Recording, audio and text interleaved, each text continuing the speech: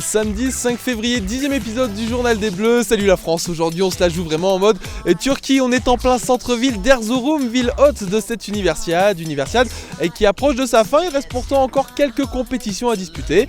À commencer par le ski cross, ça se passait ce matin et Tommy Humbert était sur place.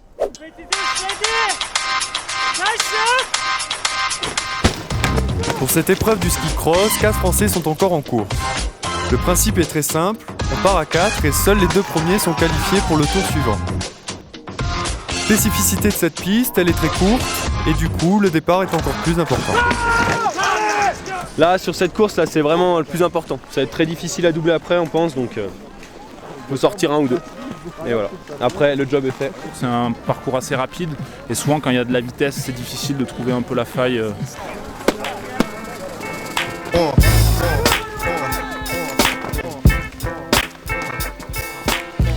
Ils sont chauds bouillants.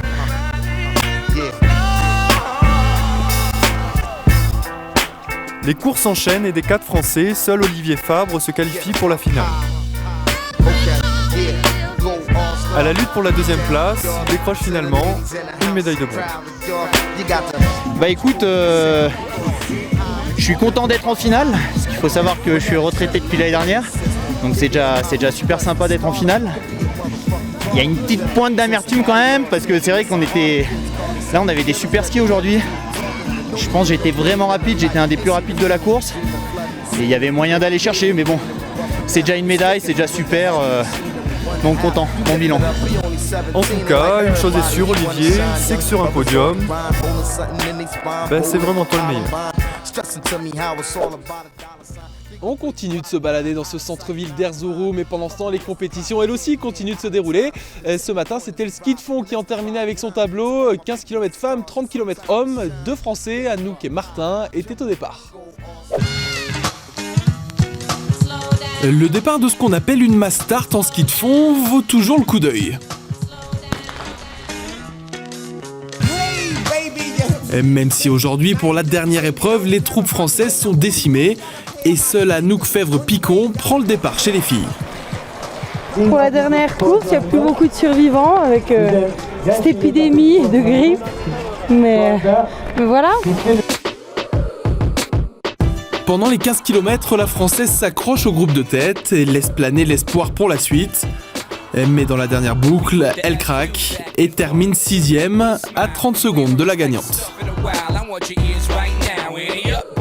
Ouais, c'était un peu Anouk contre les pays de l'Est là, entre la Slovaque, la Russe, la Tchèque.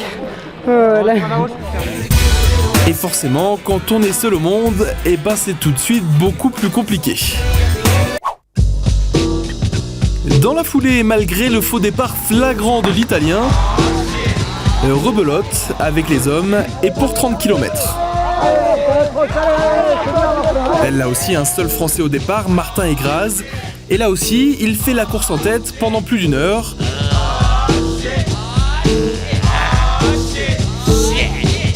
Seul problème, là aussi, Martin craque dans le finish et termine 4e.